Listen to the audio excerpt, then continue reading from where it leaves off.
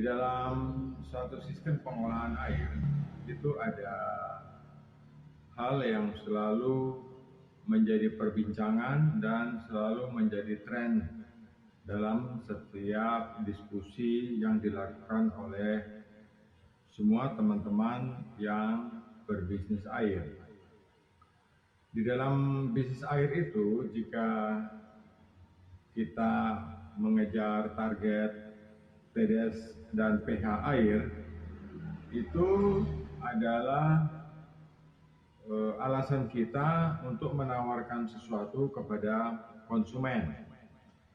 Jadi saya sering katakan bahwa pH dan TDS air itu sebenarnya bukan masalah, tetapi masalahnya adalah pada cita rasa air di lidah setiap konsumen yang membuat cita rasa itu jadi sangat berbeda itu karena satu faktor ini.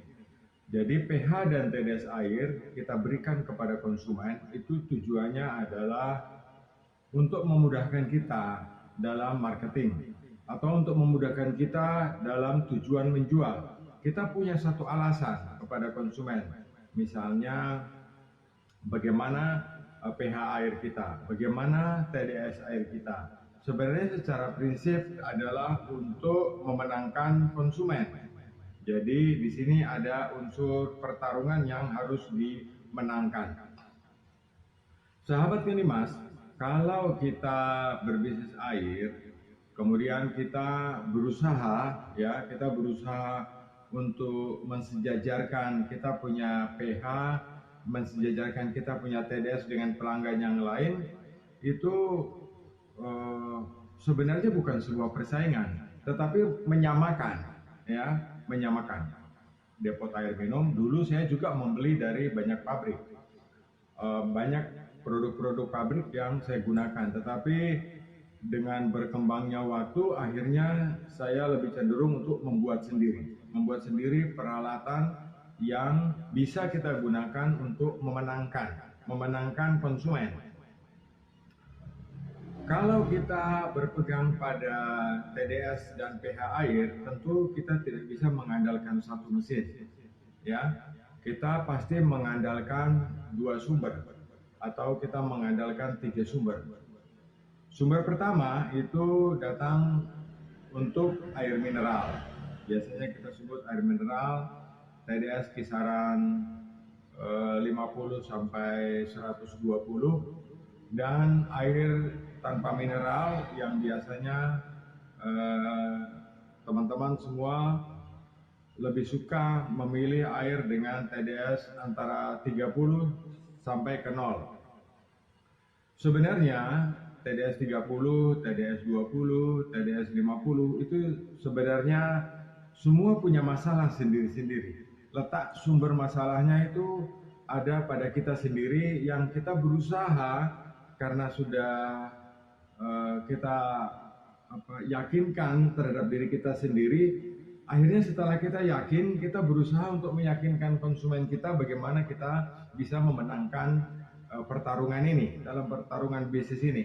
Jadi ada yang bawa alat elektrolisa untuk mengecek air, ada yang bawa pH meter untuk mengecek air. Sebenarnya itu bukan satu pertarungan yang wajar, sebab jika pelanggan Anda ada 1.000 orang, tidak mungkin Anda berkeliling membawa TDS meter dan mengukur setiap air dengan 1.000 kali. Habis waktunya ya, tidak bisa berdagang. Oleh sebab itu, saya ingin memberikan satu pandangan bahwa dalam berbisnis air, jika kita mengendaki dua sistem yang berbeda, kita tidak bisa mengandalkan satu mesin. Kita pasti akan punya dua mesin. Misalnya mesin untuk TDS lebih rendah atau TDS mineral atau pH normal dan pH up. Pilihan kita cuma itu. Saya contohkan di dalam untuk depot air minum saya ini, saya contohkan bahwa saya memiliki depot air minum seperti yang ada di belakang saya ini dengan TDS 60 dan pH normal antara 7 sampai 7,5.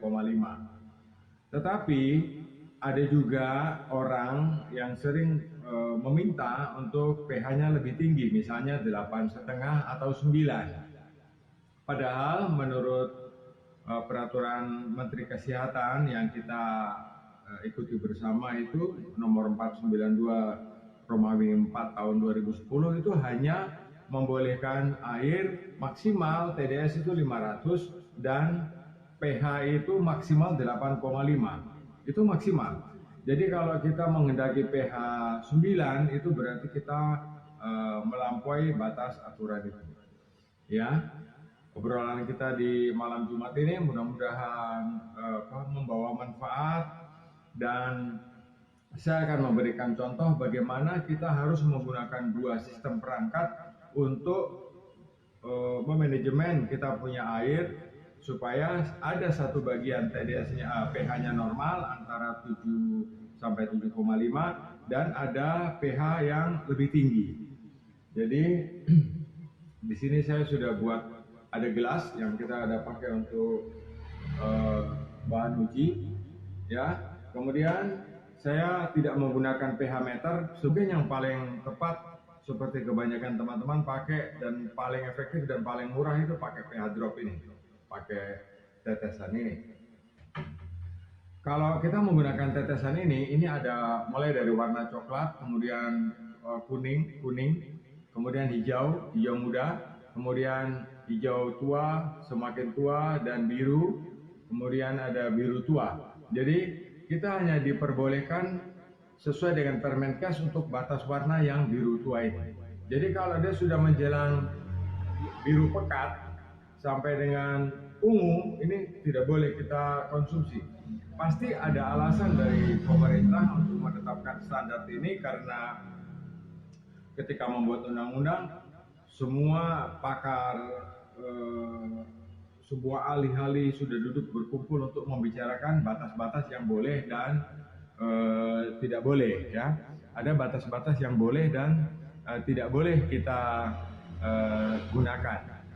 Nah, kalau Permenkes kita atau peraturan yang memberikan aturan kepada kita bahwa kita punya pH itu memang hanya boleh maksimal 8,5, harusnya kita patuhi. Sebab kalau lebih, kita tidak akan dapat izin operasi dari Dinas Kesehatan. Demikian juga kalau TDS kita itu lebih dari 500, pasti kita tidak akan dapat izin operasi dari Dinas Kesehatan, karena itu menyalahi aturan, menyalahi undang-undang, ya teman-teman.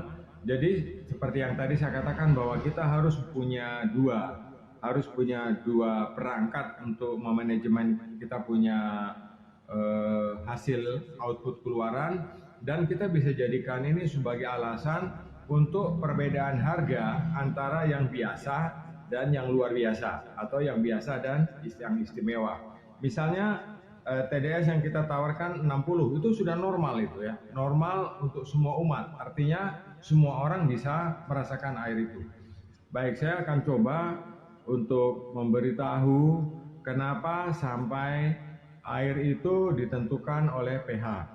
Apa itu pH? pH itu power of hydrogen. Tetapi penemu pH sendiri tidak menjelaskan bahwa huruf P-nya itu apa. Tidak. Hanya saja yang dia jelaskan bahwa itu hidrogen. Makanya ditulis P-nya huruf kecil, H-nya huruf besar. Kita semua membacanya pH. Jadi pH tidak ditulis dua-dua dalam huruf besar, tetapi P huruf kecil, H-nya huruf besar. P-nya itu apa? Oleh penemunya tidak dijelaskan bahwa huruf P itu apa. Tetapi kemudian ada seorang ahli dari Inggris menetapkan bahwa huruf P diterjemahkan sebagai P, power. Jadi pH kemudian disimpulkan menjadi power of hydrogen. Ya, baik. Saya akan mengambil sampel air dari depot saya. Ini adalah depot saya, teman-teman.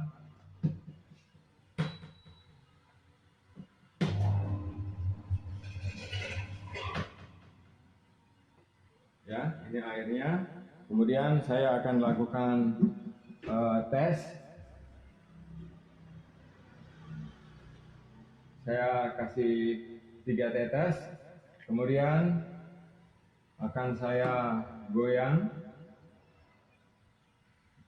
Nah, warnanya seperti ini, hampir hijau dan hampir menuju ke biru.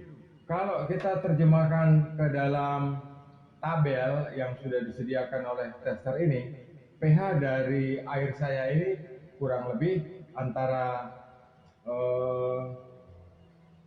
6,6 sampai pH 7. Jadi antara 6,6 sampai pH 7. Nah, ini air dari depot saya. Pada kondisi ini bukan berarti bahwa air saya kemudian tidak enak, bukan, atau air saya kemudian asam, tidak.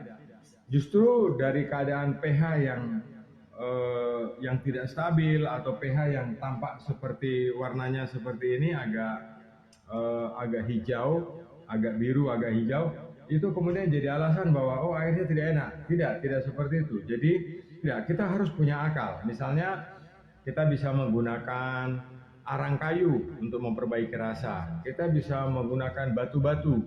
Kita bisa menggunakan suatu sistem yang menurut kita walaupun pH-nya warnanya seperti ini, tetapi bisa memberikan cita rasa yang mumpuni di lidah pelanggan.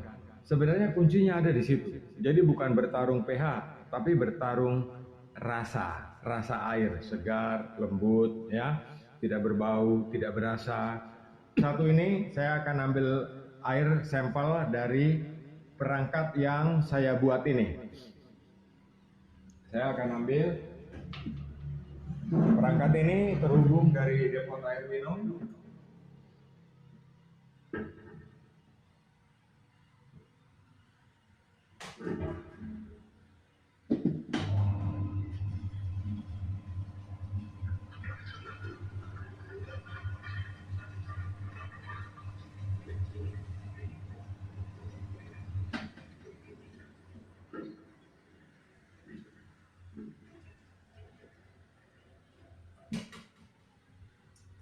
Baik teman-teman, ini dari perangkat yang saya buat ini, ya, supaya kita bisa membedakan.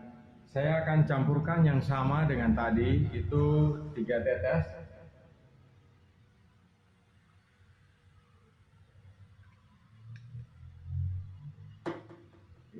Saya aduk. Nah, dari sini kita bisa membedakan kondisi pH air. Jadi yang satu antara hijau dan biru, menuju antara hijau dan biru, ini air dari depot air minum saya. Yang satu warnanya biru, seperti ini. Bisa dibedakan? Jadi air ini pH-nya 8,5. Jadi ini batas akhir dari peraturan Menteri Kesehatan yang menentukan kualitas air depot air minum yang boleh dijual. Jadi ini adalah pH-nya 8,5. Yang ini pH-nya 6,5 ke 7. Karena perubahan warna ini dia ke hijau, ya, bisa dibedakan. Nah, teman-teman sekalian, bagaimana kita membuat pH itu bisa naik atau power of hydrogen itu bisa meningkat? Itu tidak semata-mata karena campuran kasarannya itu mineral olahan, ya. Jadi ada proses ORP yang sering kita pakai di depot air minum dan biasanya dipasang dalam bentuk kartrit kecil, itu semua habis. Masa waktunya dia habis di dalamnya. Biasanya kalau kartritnya kecil itu habis di 10.000 liter. Jadi kita harus cepat-cepat menggantinya ketika perangkat kita sudah mencapai 10 atau 15.000 liter. Kita harus cepat beli dan menggantinya. Jadi kita tidak bisa membiarkannya terpasang abadi di depot. Kemudian di ujung-ujungnya hanya menjadi hiasan.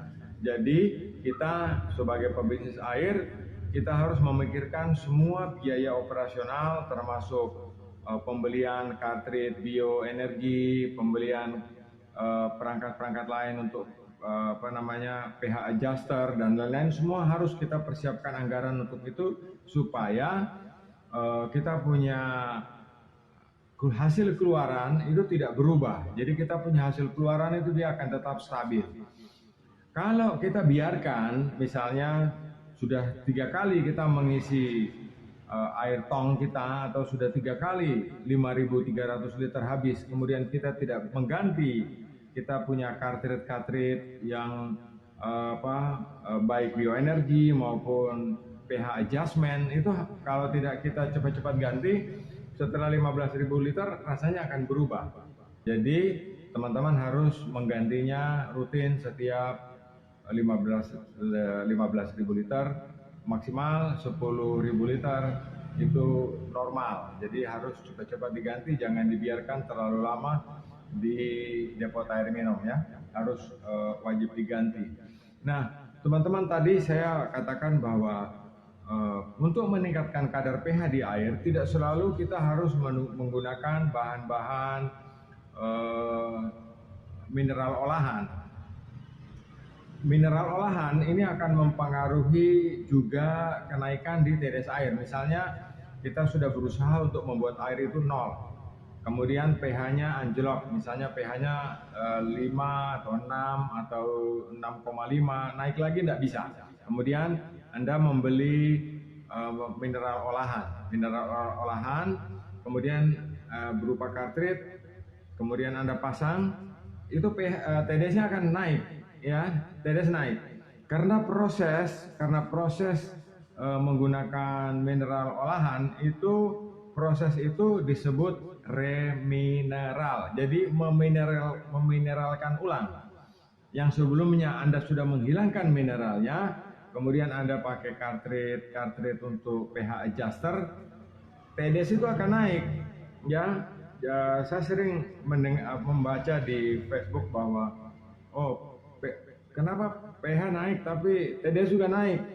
Karena ketika pH naik, itulah yang disebut dengan pH adjuster. Jadi proses remineral. Jadi ada proses demineral, peniadaan mineral air, baik menggunakan resin penukar ion maupun menggunakan membran, itu juga disebut proses demineral. Kemudian kita menaikkan pH air dengan menetapkan atau menggunakan mineral olahan, itu disebut remineral. Jadi TDS kita akan ikut naik dan pH-nya juga akan ikut naik. Nah, hanya saja tidak semua orang itu tahan dengan proses remineral. Jadi ada juga yang memberikan efek seperti setelah minum terasa mual, ada juga yang pusing ya, karena proses efek remineral tadi.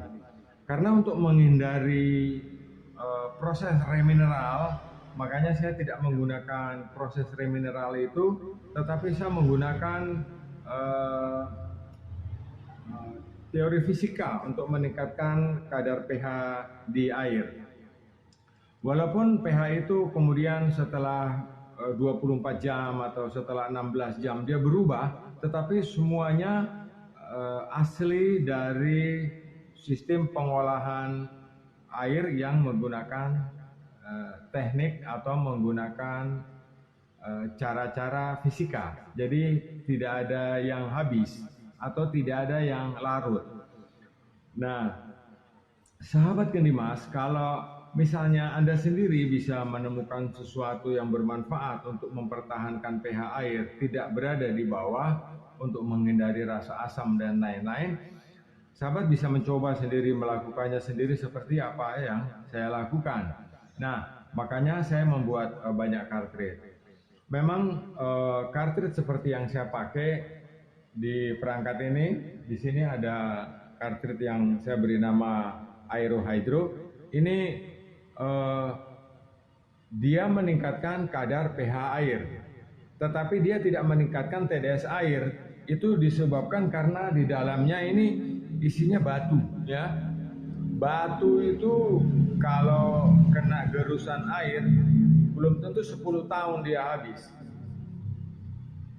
Jadi Makanya saya katakan bahwa ini sekali Anda beli, Anda pakai selamanya. Karena di dalam ini isinya batu. Saya hanya melewati batu-batu itu, kemudian pH-nya akan berubah secara spesifik. Hasilnya seperti ini, ya. Ini hanya dari batu-batu. Yang bersangkutan monitor, saya juga berterima kasih. Ini membeli cartridge aerohydro yang saya buat. Kemudian pH-nya tidak bisa naik. Menggunakan teknik sendiri bagaimana caranya supaya aerohydro ini terbantu. Dan alhamdulillah bahwa tadi beliau sudah menghubungi saya bahwa beliau mengkombinasikannya dengan ozon. Setelah dikombinasi dengan ozon, pH itu naik secara drastis. Jadi dia membutuhkan satu teknik sendiri, bantuan sendiri supaya bagaimana caranya pH itu dapat meningkat dari perangkat aerohydro yang saya buat ini. Demikian teman-teman yang berhubungan dengan pH dan TDS air. Jadi saya ingatkan sekali lagi bahwa pH tidak bisa dijadikan pertarungan di dalam marketing. Tetapi yang bisa dijadikan pertarungan atau diajak bertarung untuk memenangkan pertandingan dalam mempertahankan konsumen ini adalah dengan membangun cita rasa air yang enak, yang segar, yang tidak nyegrak di tenggorokan. Prinsip dasarnya seperti itu. Ya, saya juga terima kasih bahwa banyak sekali teman-teman yang sudah menggunakan hydromagnetizer dari yang saya buat dengan tangan sendiri. Itu adalah buatan tangan, jadi itu bukan benda sakti, tetapi insya Allah kalau digunakan itu sangat baik bagi konsumen. Terima kasih atas atensinya. Jika ada yang kurang berkenan, mohon dimaafkan. Selamat malam Jumat. Salam Kendimas.